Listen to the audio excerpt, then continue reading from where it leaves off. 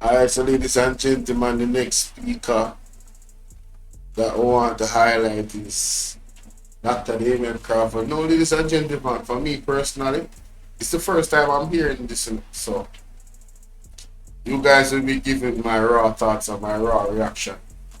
But Portland definitely needed this. So far, based off the little snippets that I have heard from a couple people, which I will not mention.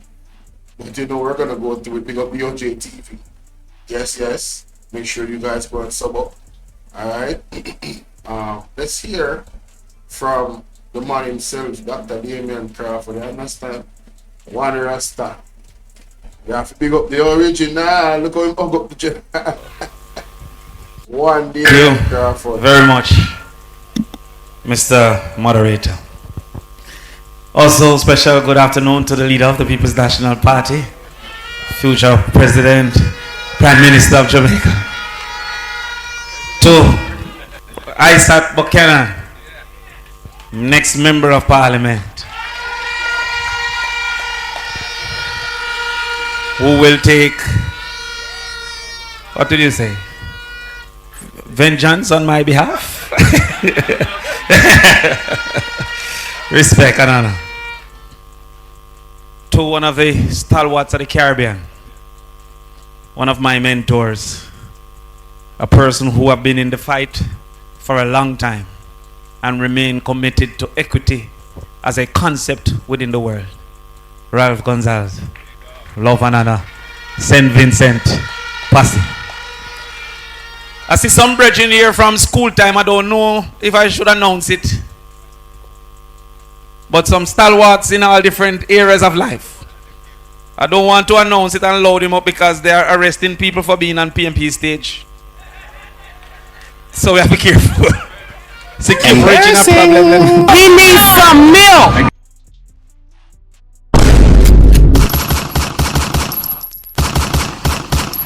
So we have to be careful for being of life.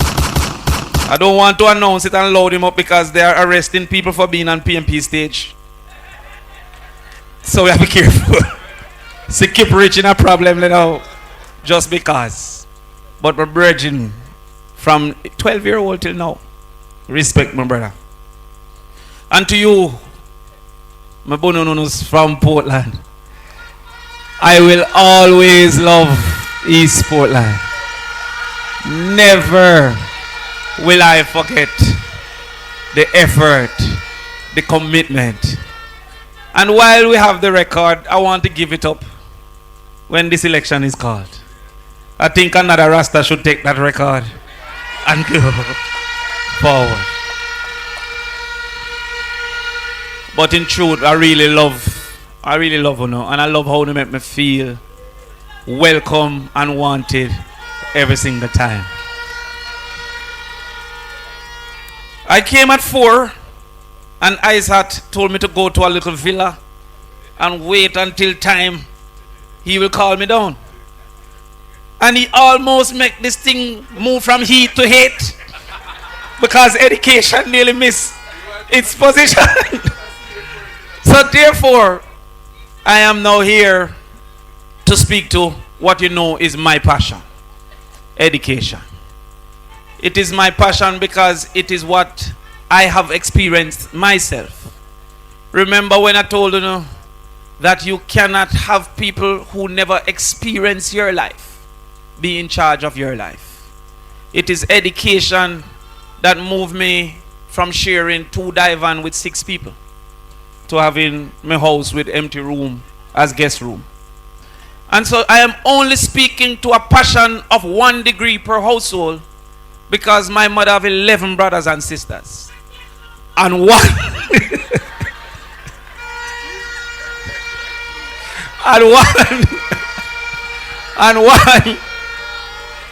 one person, my uncle, went to university from my mother's generation.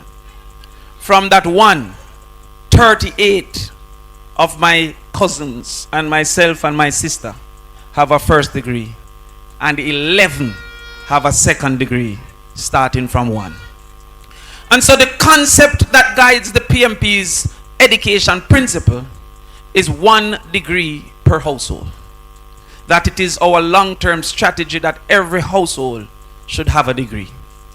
I hear some people seek to ridicule that success, that principle, by saying we should focus on pre-primary and focus on this and focus on that. It automatically assumes a focus on all previous levels, because there can be no degree if you're illiterate.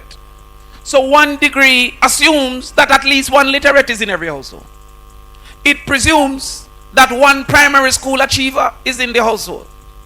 It assumes that 1 CXE getter, because all of those are precursors to get to 1 degree per household. I see some stalwarts in them say not allow them up and I allow them up. All right, cool. So when we look at that, how do we achieve that in East Portland? And as you know, that was my dream. One of my dreams was to ensure that it is corrected that Nanny don't have an institution named after her in the education sector. You have Paul Bogle, you have Sam Sharp, you have Buster Manty, you have Norman Manley High School. But you don't have a Nanny High School. And therefore, we identified Fellowship, which was once junior high, to be rebranded the Nanny High School in East Portland, so that East Portland can recognize. Now, ladies and gentlemen, I have to stop right this and pause. But I really want to stop the speech now, but come on now. I really want to hear from you guys about that idea of Nanny getting a school named after her. I love it. I personally, first time hearing it, and to be honest with you, I feel ashamed, low-key, that I never thought about it. Yeah, Nanny's supposed to get a school. Like, seriously. And you wonder why Nanny never get a school. Was it because she's a woman? Was it because she really pissed off the colonial slave drivers, or slave quote-unquote pirates? I'd call them pirates, thieves, grapers and robbers.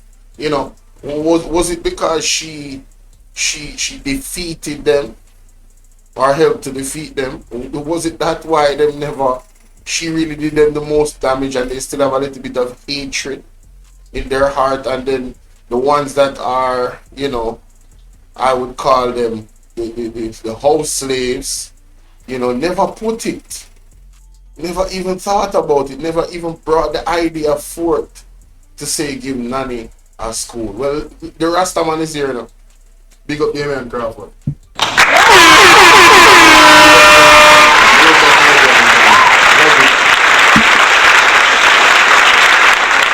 The Maroons' contribution. Or you don't have a Nanny High School. And therefore, we identified Fellowship, which was once junior high, to be rebranded the Nanny High School in East Portland, so that East Portland can recognize the Maroons' contribution. We are going to start by ensuring that at the early childhood level, there are sufficient trained teachers, because the base development of the child's brain happens in the first 5 years. They say 80% of the child's brain function takes place between 0 and 5-year-old.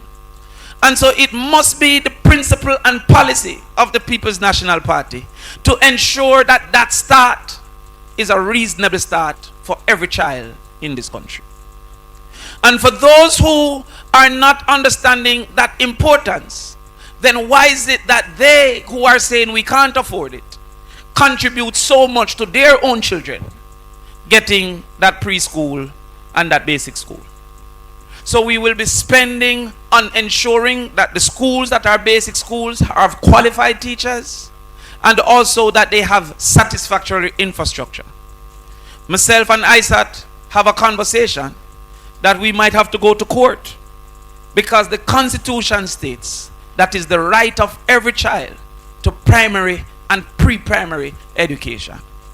And if it is that this is only private, that right is being abridged and abrogated.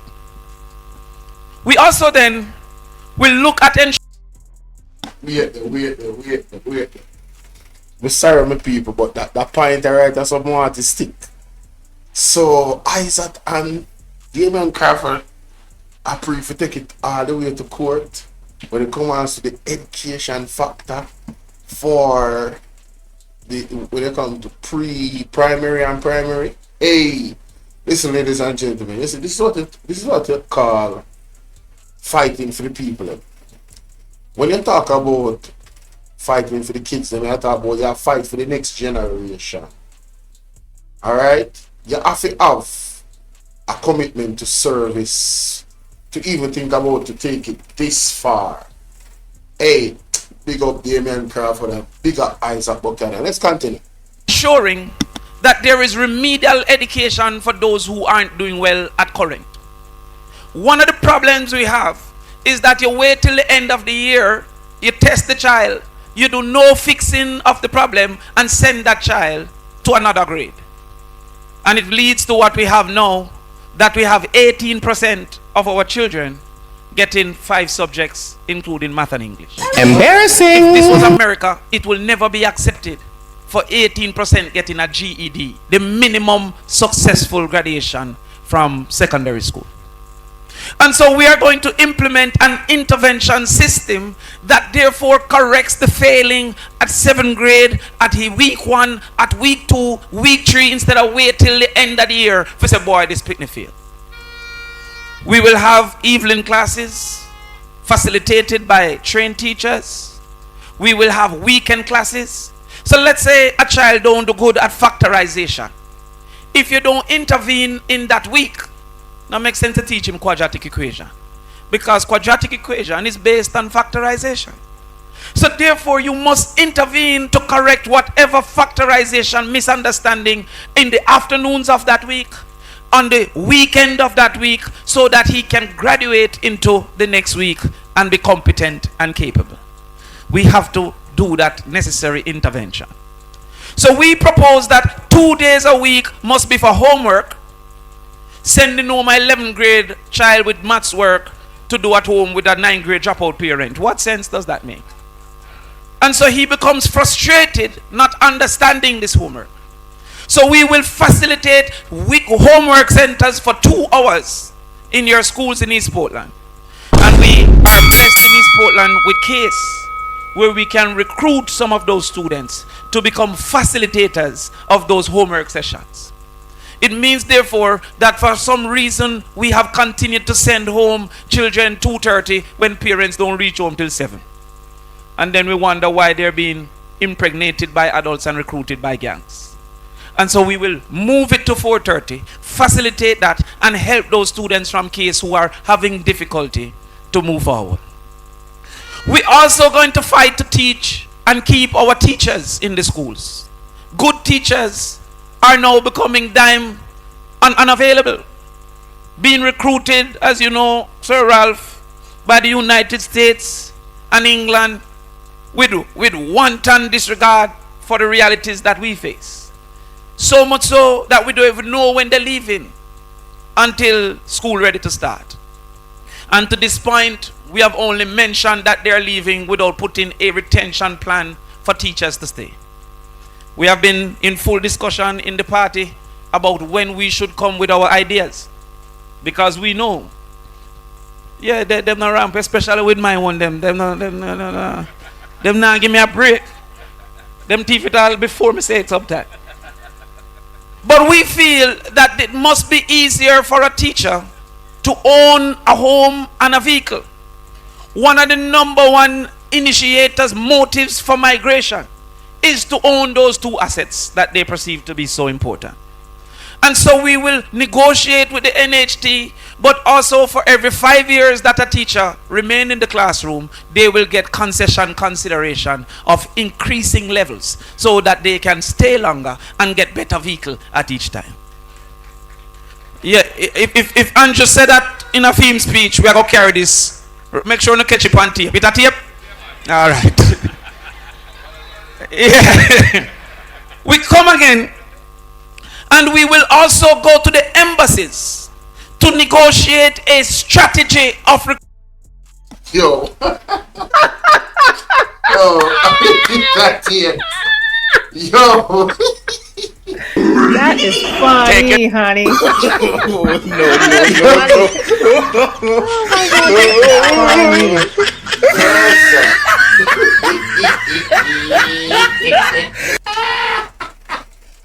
Hey, give me a real joke, man.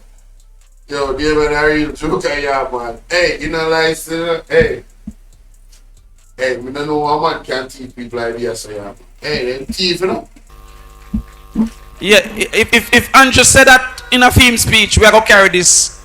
Make sure you don't catch it on tape. It a tape? All right. Yeah. We come again, and we will also go to the embassies to negotiate a strategy of recruitment that allows us to plan better for the absence of teachers. We have situations, even in Portland, where you have some PE teachers teaching maths class because you don't have a maths teacher. That teacher is only there to create discipline, not to teach the subject. So we must have a system that the recruiter should come to a centralized area to say we are interested in ABC, and we then become prepared for the loss of ABC. But to satisfy that migration, we're going to go into the universities and say to those who graduate, we put in a teach first program. That if you're willing to go in the classroom for the first 2 years after graduation, we will forgive 8% of your student loan. So you're getting some of the best minds of Jamaica, graduating with degrees in economics and actuarial sciences, wouldn't normally go teach maths. But when they sign up for the Teach First program, they come back, some teach field picnic bright like morning star. They come back down to Portland before them go into their true careers and take a 2 years and teach first. That's why we say don't put small minds to solve big problems, because they're not thinking these creative strategies that we have to go forward. We then look at case, and we have a long envisioned that case should transform from a college to a university, and that university should becoming a provider of agricultural skill sets for the entire Caribbean. Whenever Ralph Gonzalez have 2 youth who want to study agriculture, it should compete with St. Augustine, that you send them to case with agriculture research, with the different types of crops that we can implement, with entrepreneurship training, but also to provide sufficient teachers in the area of agriculture that we can move forward. The final part we're willing to separate with before the budget, because there's more, is to also introduce vocational education from 10th grade for the heart program. The pathway that you have for 13th grade should mean a child could choose a vocational pathway and move from 10th grade, 11th grade, 12th grade and 13th grade to have a level 4 in heart to graduate at that level. That person that leave with a level 4 in heart will then be able to go to UTech or any other degree program, because he now has conquered the vocational level. What we have is to give them level 2 and then tell them they have to go all the way down to Buff Bay or go all the way up to Mansion Hill, a whole different process and procedure. And when they apply it full, and it full for how long, and when they eventually go, they can't get the certificate, and it becomes crazy. So from the heart funds, we will put a infrastructure within each school for at least 4 vocational offerings, and that will be able to take the child in the day and then to take the adult in the night. If we are able to put in the labs, the vocational labs for welding and for plumbing and for steel work, and we go as far as to landscaping and for culinary arts in the secondary schools, then we can expand Heart's reach to evening schools for adults to use the same labs that our children use in the day. So you now have to take bus now from one place, go all the way, have to find money, give up before he gets what is necessary. And when we therefore go to the airport, I want a Jamaica, I want a East Portland that now asks a farmer cat. you ask for skill work card. That we have a new program that evolves out of Jamaica, that any country that need these skills, send a request for our skilled individuals to then come up and go look that same life that you're looking, lifting up apple and picking strawberries. And so when the PMP, which have always been the authority on education, that has always had a competitive advantage in education, gets another chance, we will make sure that hunger isn't the determination of performance. I see in the newspaper that says some children will get breakfast. We guarantee 1 meal per child in school. Every young child that goes to a school in Jamaica should be guaranteed at least 1 meal.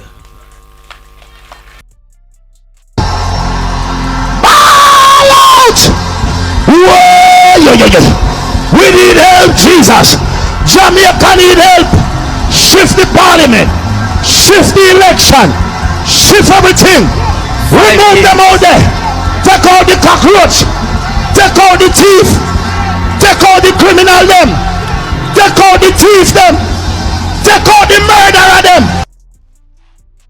Now, ladies and gentlemen, I could have sworn that one of the promises that was made by the Jamaica Labour Party was about, the feeding of the kids and free education. The Prime Minister was very adamant about them not sending kids back and one bag of something. And, a lot of the promises have just not been the reality. It's really, really something. I don't know what to say. I don't think I'm exaggerating the condition that we're in as a people with this government. I really don't think that I'm exaggerating.